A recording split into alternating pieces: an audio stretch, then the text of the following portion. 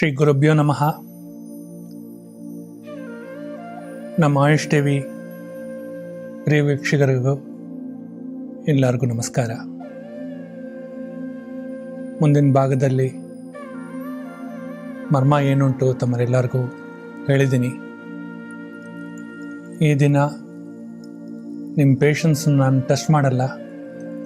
ಮರ್ಮ ಚಿಕಿತ್ಸೆ ಯಾವ ಥರ ನಮಗೂ ಕಾಯಿಲೆನೂ ಸರಿಪಡಿಸುತ್ತೆ ಕಾಸ್ಟ್ ಎಫೆಕ್ಟಿವ್ ಆಗಿ ವಿತೌಟ್ ಎನಿ ಮೆಡಿಕೇಶನ್ಸು ನಾವು ಯಾವ ಥರ ಟ್ರೀಟ್ಮೆಂಟ್ ತಗೋಬೋದು, ಇದರಲ್ಲಿ ಯಾವುದ್ಯಾವುದು ಕಾಯಿಲೆಗೂ ಚಿಕಿತ್ಸೆ ನಮಗೂ ಸಿಗ್ಬೋದು, ಇದರ ಬಗ್ಗೆ ನಾನು ಇವತ್ತು ಹೇಳ್ತೀನಿ. ಜನರಲಿ ನಾನ್ ಟ್ರಾಮಾ ಕೇಸಸ್, ನಾನ್ ಟ್ರಾಮಾ ಅಂದರೆ ಏನು, ನಾನ್ ಆಕ್ಸಿಡೆಂಟಲ್ ಕೇಸಸ್ ಯಾವುದೆಲ್ಲ ಇದೋ ಆ ಕೇಸಸ್ ಎಲ್ಲ ಇಲ್ಲಿ ಸರಿಪಡಿಸ್ಕೋಬೋದು. ಮರ್ಮ ಚಿಕಿತ್ಸೆ ಅದು ಫೋಕಸ್ ಮಾಡೋದು ಏನಂದರೆ ಮೇನ್ಲಿ ಮೆಡಿಸಿನ್ಸ್ ಕೊಟ್ಟರೆ, ವೆದರ್ ಅದು ಮಾಡರ್ನ್ ಮೆಡಿಸಿನ್ಸ್ ಆಗಲಿ ಇಲ್ಲ ಆಯುರ್ವೇದ ಮೆಡಿಸಿನ್ಸ್ ಆಗಲಿ, ಅದು ಹೆಚ್ಚಿಗೆ ತಗೊಂಡ್ರೆ ನಮಗೂ ಇನ್ನೊಂದು ಕಾಯಿಲೆ ಸೈಡ್ ಎಫೆಕ್ಟ್ಸ್ ಬರೋದಕ್ಕೂ ಅವಕಾಶ ಇದೆ. ಆ ಅವಕಾಶ ದೂರ ಮಾಡೋದಕ್ಕೆ ಸೈಡ್ ಎಫೆಕ್ಟ್ಸ್ ಯಾವುದು ಬೇಡ ಅಂಟು ಮುನ್ನೋರುಗಳು ಹಿಂದಿನ ಕಾಲದಲ್ಲಿ ಪ್ರಾಕ್ಟೀಸ್ ಮಾಡಿಕೊಂಡು ಬಂದಿದ್ದಾರೆ. ಮೇನ್ಲಿ ಇದು ವಾರ್ಫೇರಲ್ಲಿ ಎಲ್ಲಾವುದು ಒಂದು ಬ್ಯಾಟಲ್ ಆಗಿದೆ, ಆವತ್ತು ಯಾವ ಥರ ಸರಿಪಡಿಸ್ಬೋದು, ಮೆಡಿಸಿನ್ಸ್ ಇರಲ್ಲ, ಹೆರ್ಬ್ಸ್ ಇರಲ್ಲ, ಅವ್ರಿಗೂ ಯಾವ ಥರ ಚಿಕಿತ್ಸೆ ಕೊಡ್ಬೋದು ಅಂದರೆ ಈ ವೈಟಲ್ ಪಾಯಿಂಟ್ಸ್, ವರ್ಮಾ ಪಾಯಿಂಟ್ಸ್ ಇಟ್ಟು ಹೇಳೋದು, ಅದನ್ನು ಪ್ರೆಷರ್ ಕೊಟ್ಟು ಒಂದು ಅಕ್ಯುಪ್ರೆಷರ್, ಅದು ಅಕ್ಯುಪ್ರೆಷರ್ ಆಗಿ ನೀವು ಹೇಳ್ಕೋಬೋದು. ಚೈನಾದಲ್ಲಿ ಅದು ತುಂಬ ಫೇಮಸ್ ಇದೆ. ಇಲ್ಲ ಅಂದರೆ ನಾರ್ಮಲ್ ಪ್ರೆಷರ್, ಅಕ್ಯುಪ್ರೆಷರ್ನು ನಾರ್ಮಲ್ ಪ್ರೆಷರ್, ವರ್ಮಾ ಪ್ರೆಷರ್ ಟು ಹೇಳ್ಬೋದು. ಅದು ಬಂದು ಒಂದು ಸ್ಟಿಮ್ಯುಲೇಷನ್ ಮ್ಯಾನಿಪುಲೇಷನ್ ಟೆಕ್ನಿಕ್ಸ್ ಟು ಹೇಳ್ತೀವಿ. ಇದನ್ನೇ ಸಿದ್ಧವೈದ್ಯರು ಅಡಂಗಲ್ ಪ್ರೊಸೀಜರ್ ಆಫ್ ಅಡಂಗಲ್ ಟು ಹೇಳ್ತಾರೆ, ರಿಟ್ರೀವಲ್ ಪ್ರಾಸೆಸ್. ಆ ರಿಟ್ರೀವಲ್ ಪ್ರಾಸೆಸ್ಸಲ್ಲಿ ಪ್ರಾಣ ಯಾವ ಥರ ನಮಗೂ ಫಂಕ್ಷನ್ ಆಗುತ್ತೆ, ಸರಿಯಾಗಿ ಸಮಾನವಾಗಿ ಫಂಕ್ಷನ್ ಆಗುತ್ತೆ ಅಂಟು ಹೇಳಿದ್ದಾರೆ. ಈಗ ಫಸ್ಟು ಯಾವುದು ಕಾಯಿಲೆಗೂ ನಮಗೂ ಒಂದು ಬೇಸಿಕ್ ಕಾನ್ಸೆಪ್ಟ್ ಇರಬೇಕಲ್ವ. ಕಾಯಿಲೆ ಒಂದು ಬರ್ತಾ ಇದೆ ಅಂದರೆ ಅದು ಏನು ಕಾರಣ ಇರ್ಬೋದು. Either lifestyle habits, lifestyle ತಗೊಂಡ್ರೆ ಅದಕ್ಕೆ ಎರಡು ಕಾರಣ ಇರ್ತದೆ. ಆ ಲೈಫ್ ಸ್ಟೈಲಲ್ಲಿ ಒಂದು ಹೆಲ್ದಿ ಲೈಫ್ ಸ್ಟೈಲ್, ಇನ್ನೊಂದು ಅನ್ಹೆಲ್ದಿ ಲೈಫ್ ಸ್ಟೈಲ್. ಇದು ಏನು healthy and unhealthy lifestyles ಯಾಕೆ ಅದು ಎರಡು ಭಾಗ ಆಗಿದೆ?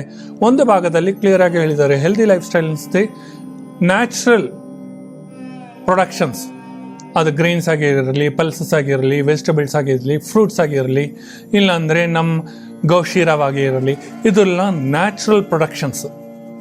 ಇದನ್ನಿಂದ ನಾವು ಏನು ತಗೊಳ್ತಾ ಇದ್ದೀವೋ ಅದರಲ್ಲಿ ಕೆಲವು ಫ್ಯಾಟ್ಸ್ ಎಲ್ಲ ತುಂಬ ಇರ್ತದೆ.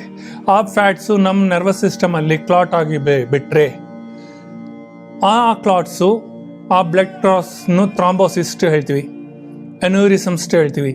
ಆ ಥರ ಬಂದುಬಿಟ್ರೆ ಅದು ಸರ್ಕ್ಯುಲೇಷನ್ ಯಾವ ಥರ ಮಾಡಬೇಕು, ಅದು ಒಂದು ಸಿಸ್ಟಮ್, ಅದು ಹೆಲ್ದಿ ಲೈಫ್ ಸ್ಟೈಲ್ ಸಿಸ್ಟಮ್ಸ್.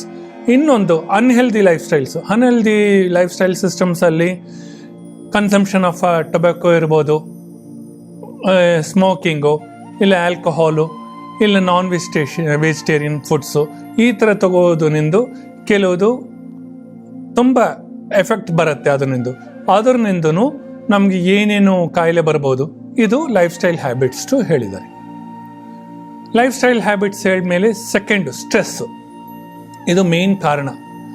ಇದು ಯಾಕೆಂದರೆ ಕೆಲವ್ರಿಗೂ ಎಲ್ಲನೂ ಡೈಜೆಸ್ಟ್ ಆಗಿಬಿಡುತ್ತೆ, whether it is unhealthy life style ಇರ್ಬೋದು, ಇಲ್ಲಾಂದರೆ ಲೈಫ್ ಸ್ಟೈಲ್ ಇರ್ಬೋದು, ಬಟ್ ಹೆಲ್ದಿ ಲೈಫ್ ಸ್ಟೈಲ್ ಇರ್ಬೋದು. ಕೆಲವ್ರಿಗೂ ಸ್ಟ್ರೆಸ್ ಇರುತ್ತೆ. ಸ್ಟ್ರೆಸ್ ಇದ್ದರೆ ಯಾವುದು ಲೈಫ್ ಸ್ಟೈಲ್ ಅಪ್ರೋಚ್ ಸಿಸ್ಟಮ್ ನಾವು ಅಕ್ಸೆಪ್ಟ್ ಮಾಡಿಕೊಂಡ್ರೇನು ನಮಗೂ ಸ್ಟ್ರೆಸ್ ಬಂದುಬಿಟ್ರೆ, ಹೈಪರ್ ಟೆನ್ಷನ್ ಆಗಿಬಿಟ್ರೆ ಯಾವುದು ಡೈಜೆಸ್ಟ್ ಆಗಲ್ಲ. ಆ ಇಂಡೈಜೆಸ್ಟಿವ್ನಿಂದು ಎಷ್ಟೋ ಕಾಯಿಲೆಗಳು ನಾವು ಫೇಸ್ ಮಾಡಬೇಕಾಗತ್ತೆ. ಫಸ್ಟ್ ಬರೋದು ಹೈಪರ್ ಟೆನ್ಷನ್.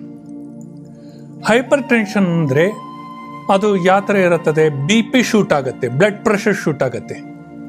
ಇದರಲ್ಲಿ ಬ್ಲಡ್ ಪ್ರೆಷರ್ ಎರಡು ರೀತಿಯಾಗಿ ಮಾಡಿದ್ದಾರೆ, ಒಂದು ಸಿಸ್ಟಾಲಿಕ್, ಒಂದು ಡೈಸ್ಟಾಲಿಕ್. ಸಿಸ್ಟಾಲಿಕ್ ಏನು, ಎಷ್ಟು ಬೀಟ್ಸು ನಮಗೂ ಆಗ್ತಾ ಇದೆ, ಅದು ಎಷ್ಟು ಪ್ರೆಷರ್ ಅದ್ರ ಮೇಲೆ HG ಆಗ್ತಾ ಇದೆ ಅಂತ ನೋಡ್ತಾರೆ. HG ಹಾಕೋ ಟೈಮಲ್ಲಿ ಮೆರ್ಕ್ಯುರಿ ಮಿಲಿಗ್ರಾಮ್ ನೋಡೋ ಟೈಮಲ್ಲಿ ಅದು ಬೇಸಿಕಲಿ 120/80 ಇರಬೇಕು. ಆ 120/80 ಇರೋದು ಹೆಚ್ಚಿಗೆ ಆಗಿಬಿಟ್ರೆ, 120 ಜಾಸ್ತಿ ಆಗಿಬಿಟ್ರೆ, ಸಿಸ್ಟಾಲಿಕ್ ಜಾಸ್ತಿ ಆಗಿಬಿಟ್ರೆ ಅದು ಏನಾಗುತ್ತೆ, ಫ್ಯಾಟ್ ಡೆಪಾಸಿಟ್ಸ್ ಆಗಿದೆ. ಅದು ಪಲ್ಮನರಿ ಆರ್ಟರೀಸ್ ಮೇಲೆ ಫ್ಯಾಟ್ ಡೆಪಾಸಿಟ್ಸ್ ಆಗಿದೆ. ಆ ಫ್ಯಾಟ್ಸ್ನಿಂದ ಅದು ಬ್ರೈನ್ಗೂ ಇರ್ಬೋದು, ಇಲ್ಲ ಅಂದರೆ ಹಾರ್ಟ್ಗೂ ಇರ್ಬೋದು. ಆ ಥರ ರೀತಿಯಾಗಿ ಒಂದು ಕ್ಲಾಟ್ ಆಗಿಬಿಟ್ರೆ ಅದು ಏನಾಗುತ್ತೆ, ಹೈಪರ್ ಟೆನ್ಷನ್ ಆಗುತ್ತೆ. That is the first disease. ನಾವು ಕಾರ್ಡಿಯೋವ್ಯಾಸ್ಕ್ಯುಲರ್ ಡಿಸೀಸ್ ಹೋಗೋದಕ್ಕೆ ಮುಂಚೆ ನಮ್ಗೆ ಬರೋದು ಏನು, ಹೈಪರ್ ಟೆನ್ಷನು. ಆ ಹೈಪರ್ ಟೆನ್ಷನ್ನಿಂದ ಅಕ್ಯುಮುಲೇಟ್ ಆಗೋದೇನು, ಫ್ಯಾಟ್ ಡೆಪಾಸಿಟ್ಸ್. ಆ ಫ್ಯಾಟ್ ಡೆಪಾಸಿಟ್ಸ್ ಆಗೋದಕ್ಕೆ ಕಾರಣ ಏನು, ಇಂಡೈಜೆಷನ್. ಅದು ಇಂಡೈಜೆಷನ್ ಲೈಫ್ ಸ್ಟೈಲ್ ಬೇಸ್ ಮೇಲೆ ಆಗುತ್ತೆ. ಇದರಿಂದ ಯಾವ್ದು ಸ್ಟ್ರೆಸ್ ನಾವು ತಗೊಳ್ತಾ ಇದೀವೋ ಅದರಿಂದ fat collection or debris, whatever we accumulate in our blood cells ಹೇಳ್ತೀವಿ, ಅದರಲ್ಲಿ ಬರೋ ಟೈಮಲ್ಲಿ ನಮಗೂ ಹೈಪರ್ ಟೆನ್ಷನ್ ತುಂಬ ಜಾಸ್ತಿ ಆಗುತ್ತೆ, ಬ್ಲಡ್ ಪ್ರೆಷರ್ ತುಂಬ ಜಾಸ್ತಿ ಆಗುತ್ತೆ. ಇನ್ನೊಂದು ಡೈಸ್ಟಾಲಿಕ್, ಅದು ಏನು ಮಾಡುತ್ತೆ, ಒಂದು ಹಾರ್ಟ್ ಬೀಟ್ ತಗೊಳ್ಳೋ ಟೈಮಲ್ಲಿ ಎಷ್ಟು ಟೈಮ್ ರೆಸ್ಟ್ ಮಾಡುತ್ತೆ ಅಂತ ಅದು ನೋಡ್ತಾರೆ. ಆ ಟೈಮು ಅದು ಕಡಿಮೆ ಆಗ್ತಾ ಹೋಗ್ತಾ ಇದ್ರೆ ನಮ್ಮದು ಪಲ್ಸ್ ವೀಕ್ ಆಗ್ತಾ ಇದೆ ಅಂಟು ಅರ್ಥ ಆಗುತ್ತೆ. ಅದರಿಂದ ಮರಣ ಭಯನೂ ಬರುತ್ತೆ. ಸೊ ಈಗ ಈ ಕಾರಣ ಹೈಪರ್ ಟೆನ್ಷನ್ನಿಂದ ಒಂದು ಹಾರ್ಟ್ ಮೇಲೇನು ಎಫೆಕ್ಟ್ ಬೀಳ್ತಾ ಇದೆ, ಇಲ್ಲ ಬ್ರೈನ್ ಮೇಲೇನು ಎಫೆಕ್ಟ್ ಬೀಳ್ತಾ ಇದೆ. ಆ ಹೈಪರ್ ಟೆನ್ಷನ್ನು ಕಡಿಮೆ ಮಾಡೋದಕ್ಕೂ ಬೇಸಿಕಲಿ ಒಂದು ಆರ್ಟ್ರಿ, ನಾವು ಅದು ಹೇಳ್ತಾರೆ ಬ್ಯಾಸಿಲರ್ ಆರ್ಟ್ರಿ ಅಂಟು, ಅದು ಒಂದು ಮರ್ಮನಾಡಿ. ಆ ಮರ್ಮನಾಡಿಯಲ್ಲಿ ಇದೆ, ಕ್ರೌನಲ್ಲಿ ಇದೆ, ಸೆಂಟ್ರಲ್ಲಿ. ಆ ಮರ್ಮನಾಡಿಗೆ ನಾವು ಪ್ರೆಷರ್ ಕೊಟ್ಟರೆ, ಏನಾದ್ರು ಅಲ್ಲಿ ಕ್ಲಾಟ್ಸ್ ಇದ್ದರೆ, ಡೆಬ್ರಿಸ್, ಅದೇ ಅಕ್ಯುಮುಲೇಷನ್ ಆಫ್ ಫ್ಯಾಟ್ಸ್ ಅಲ್ಲಿ ಇದ್ದರೆ ಅದು ಏನಾಗುತ್ತೆ, ಇಮಿಡಿಯೇಟ್ಲಿ ಕ್ಲಿಯರ್ ಆಗುತ್ತೆ. ಆ ಟಾಕ್ಸಿನ್ಸ್ ಒಳಗಡೆನೆ ಬರ್ನ್ ಆಗಿ ಸ್ವೆಟ್ಟಿಂಗ್ ಬಂದ್ಬಿಡತ್ತೆ. ಆ ಸ್ವೆಟ್ಟಿಂಗ್ ಆಚೆ ಬಂದರೆ ನಮ್ಮದು ಬ್ಲಡ್ ಸರ್ಕ್ಯುಲೇಷನ್ ಚೆನ್ನಾಗಿ ಇರ್ತದೆ, ಪ್ರಾಣವಾಯು ಚೆನ್ನಾಗಿ ಓಡಾಡ್ತಾ ಇರ್ತದೆ, ಅದು ಆ ಬ್ಲಡ್ಡನ್ನು ಸರ್ಕ್ಯುಲೇಟ್ ಮಾಡ್ತಾ ಇರ್ತದೆ. ಅದರಿಂದ ಹೈಪರ್ ಟೆನ್ಷನ್ ಕಡಿಮೆ ಆಗುತ್ತೆ. ಆ ಹೈಪರ್ ಟೆನ್ಷನ್ನಿಂದ ಇನ್ನೊಂದು ಎಫೆಕ್ಟ್ ಏನು, ಇನ್ಸೊಮೇನಿಯಾ, ನಿದ್ರೆ ಬರಲ್ಲ.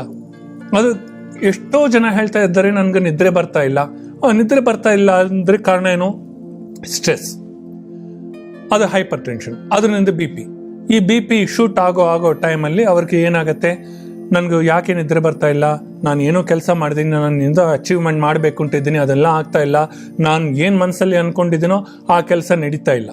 ಅದರಿಂದ ಫಸ್ಟ್ ಆಫ್ ಆಲ್ ಹೈಪರ್ ಟೆನ್ಷನ್ನು ಬಿಡಬೇಕು. ಈಗ ಯಾರಿಗೆ ಹೈಪರ್ ಟೆನ್ಷನ್ ತುಂಬ ಇದೋ ಅವ್ರಿಗೂ ನಾವು ಮರ್ಮ ಚಿಕಿತ್ಸೆಯಲ್ಲಿ ಕಾಸ್ಟ್ ಎಫೆಕ್ಟಿವ್ ಮೆಥಡ್, ಇದರಲ್ಲಿ ನಿಮ್ಗೆ ಏನು ಮೆಡಿಸಿನ್ಸ್ ಕೊಡ್ತಾ ಇಲ್ಲ. ಸೆಕೆಂಡು ಏನು, ನಿಮ್ಗೆ ಬೇರೆ ಥರ ಟ್ರೀಟ್ಮೆಂಟ್ಸ್, ಅಲೋಪ್ಯಾಥಿಕ್ ಟ್ರೀಟ್ಮೆಂಟ್ಸ್ ಕೊಡ್ತಾ ಇಲ್ಲ. ಬಟ್ ಅದೆಲ್ಲ ಯಾವತ್ತೂ ಬೇಕಾಗತ್ತೆ, ಬ್ರೈನ್ ಸ್ಟ್ರೋಕ್ ಬಂದ್ರೇನೋ, ಹಾರ್ಟ್ ಸ್ಟ್ರೋಕ್ ಬಂದ್ರೇನೋ ಮಾಡರ್ನ್ ಮೆಡಿಸಿನ್ಸ್ ಇಂಟರ್ವೆನ್ಷನ್ಸ್ ಬರಬೇಕಾಗತ್ತೆ. ಈಗ ಮೈಲ್ಡ್ ನೀವು ಹೈಪರ್ ಟೆನ್ಷನ್ ತೊಗೊಂಡು ಬಂದರೆ ನಾವು ಈ ಮರ್ಮ ಪಾಯಿಂಟ್ಸಲ್ಲಿ ನಾವು ಒಂದು ಪ್ರೆಷರ್ ಕೊಡೋದರಿಂದ, ಅಕ್ಕಿ ಪ್ರೆಷರ್ ಥರ ಇಟ್ಕೊಳ್ಳಿ, ಅದೇ ಮಾಡೋದರಿಂದ ನಿಮಗೂ ಟಾಕ್ಸಿನ್ಸ್ ರಿಲೀಸ್ ಆಗುತ್ತೆ. ಅದರಿಂದ ನಿಮಗೂ ಎಫೆಕ್ಟಿವ್ ಆಗಿ ನಿಮ್ಮ ಟೆನ್ಷನ್ಸು ರಿಲೀಸ್ ಆಗಿ ಇನ್ಸೊಮೇನಿಯಾನು ಹೋಗ್ಬಿಡುತ್ತೆ, ಚೆನ್ನಾಗಿ ನಿದ್ರೆ ಬರುತ್ತೆ, ಬ್ಲಡ್ ಸರ್ಕ್ಯುಲೇಷನ್ ಚೆನ್ನಾಗಿರುತ್ತೆ. ಆ ಬ್ಲಡ್ ಸರ್ಕ್ಯುಲೇಷನ್ ಚೆನ್ನಾಗಿರಿದ್ರೆ ನರ್ವಸ್ ಸಿಸ್ಟಮಲ್ಲಿ ಹೆಲ್ತ್ ಚೆನ್ನಾಗಿರ್ತದೆ, ಡೈಜೆಸ್ಟಿವ್ ಪವರ್ ಚೆನ್ನಾಗಿ ಆಗುತ್ತೆ. ಅದರಿಂದ ನೀವು ಹೆಲ್ದಿಯಾಗಿ ಇರ್ಬೋದು. ಇದೇ ಹೈಪರ್ ಟೆನ್ಷನ್ ವಿಚಾರ. ಬೇಸಿಕ್ ಕಾಸ್ ಬಂದು only because of life style and stress. ಈ ಸ್ಟ್ರೆಸ್ಸನ್ನು ಬಿಡಬೇಕು ಅಂದರೆ ಲೈಫ್ ಸ್ಟೈಲ್ನ ಚೇಂಜ್ ಮಾಡಿ. ಆ ಲೈಫ್ ಸ್ಟೈಲ್ ಯಾವ ಥರ, ಯೋಗ ಮಾಡ್ಬೋದು, ಧ್ಯಾನ ಮಾಡ್ಬೋದು, ಇದೆಲ್ಲ ಆಧ್ಯಾತ್ಮಿಕದಲ್ಲಿ ಬರೋದು. ಯೋಗ ಅಂದರೆ ಯೋಗಾಸನ ಮಾಡ್ತಾರೆ. ಯೋಗಾಸನ ಮಾಡಿದರೆ ಒಂದೊಂದು ಆಸನಕ್ಕೂ BP ಯಾವ ಥರ ಕಡಿಮೆ ಮಾಡ್ಬೋದು, ಇಲ್ಲ ಅಂದರೆ ಇದು ಟೆನ್ಷನ್ ಯಾವ ಥರ ಕಡಿಮೆ ಮಾಡ್ಬೋದು, ಅದು ಡೈವರ್ಟ್ ಮಾಡೋದ್ರಿಂದ ನಮ್ಮ ಮೈಂಡ್ನು ಅದು ಯಾವ ಥರ ಕಂಟ್ರೋಲ್ ಆಗುತ್ತೆ ಅಂಟು ಯೋಗಾಸನದಲ್ಲಿ ಹೇಳಿದ್ದಾರೆ. ಅದೇ ಥರ ಲೈಫ್ ಸ್ಟೈಲಲ್ಲಿ ಈಗ ನೀವು ಹ್ಯಾಬಿಟ್ಸ್, ಫುಡ್ ಹ್ಯಾಬಿಟ್ಸು, ನೀವು ಹೆಚ್ಚಕ್ಕೆ ನೀವು ಖಾರ ತಿಂದುಬಿಟ್ರೆ ಅದು ಬ್ಲಡ್ ಪ್ರೆಷರ್ ಶೂಟ್ ಆಗುತ್ತೆ, ಅದು ಬಿಡಬೇಕು. ಇಲ್ಲ ಅಂದರೆ ಹೆಚ್ಚಿಗೆ ನೀವು ಸ್ವೀಟ್ ತೊಗೊಂಡ್ಬಿಟ್ರೆ ಅದು ಇನ್ಸೊಮೇನಿಯಾ ಆಗಿಬಿಡುತ್ತೆ, ನಿದ್ರೆ ಬರಲ್ಲ, ಅದರಿಂದ ನಿಮಗೂ ಬ್ಲಡ್ ಪ್ರೆಷರ್ ಶೂಟ್ ಆಗುತ್ತೆ. ನೈಟಲ್ಲಿ ಕರ್ಡ್ ತೊಗೊಳ್ಳೋದು, ಫ್ಯಾಟಿ ಐಟಮ್ಸ್ ತೊಗೊಳೋದು ಅದೆಲ್ಲ ಬಿಡಬೇಕು. ಅದೆಲ್ಲ ಬಿಟ್ಟರೆ ಇದು ಕಾಯಿಲೆ ಸರಿ ಹೋಗುತ್ತೆ. ಅದರಿಂದ ಈ ಥರ ಯಾರೆಲ್ಲ ಅಕ್ಯುಮುಲೇಷನ್ ಮಾಡಿಕೊಂಡು ಕಷ್ಟಪಡ್ತಾ ಇದ್ದಾರೋ, whether fatty foods or otherwise sweet, otherwise ಎಣ್ಣೆ ಪದಾರ್ಥ, ಇಲ್ಲ ಅಂದರೆ ಇದು ಅನ್ಹೆಲ್ದಿ ಹ್ಯಾಬಿಟ್ಸು, ಇದೆಲ್ಲ ಇಟ್ಕೊಳ್ಳೋರ್ಗೂ ಇನ್ಸೊಮೇನಿಯಾನಿಂದು ಕೆಲವ್ರಿಗೂ ಇದು ಸ್ಟ್ರೆಸ್ ಆಗುತ್ತೆ. ಇನ್ನೊಬ್ಬರಿಗೂ ಇನ್ಸೊಮೇನಿಯಾ ಇಲ್ಲ ಅಂದರೆ ಲೈಫ್ ಸ್ಟೈಲ್ ಹ್ಯಾಬಿಟ್ನಿಂದು ಸ್ಟ್ರೆಸ್ ಆಗುತ್ತೆ. ಇದು 2 ಕಾರಣಕ್ಕೂ ನಾವು ಏನು ಮಾಡ್ತೀವಿ, ಈ ಮರ್ಮ ಚಿಕಿತ್ಸೆಯಲ್ಲಿ ಮೈಲ್ಡ್ ಪ್ರೆಷರ್ ಕೊಡ್ತೀವಿ. ಅದು ತಡ್ಸ್ಕೊಂಡು ಹೋಗ್ಬೋದು, ಅದು ಆ ಥರ ನೋವು ಬರಲ್ಲ. ಇದು ನಿಮ್ಮ ಬ್ಲಡ್ ಪ್ರೆಷರ್ನ ಕಡಿಮೆ ಮಾಡುತ್ತೆ. ಅದರಿಂದ ನಿಮಗೂ ಕಾಯಿಲೆ ಸರಿ ಹೋಗುತ್ತೆ. Insomnia and hypertension and blood pressure will be perfect ಹೇಳ್ತಾರೆ. ಇದಕ್ಕೆ ಈ ಮರ್ಮ ಚಿಕಿತ್ಸೆ ಇದಕ್ಕೂ ಬ್ಲಡ್ ಪ್ರೆಷರ್ಗೂ ಹೈಪರ್ ಟೆನ್ಷನ್ಗೂ ತುಂಬ ಒಳ್ಳೆಯದು ಅಂತ ಹೇಳ್ತಾರೆ.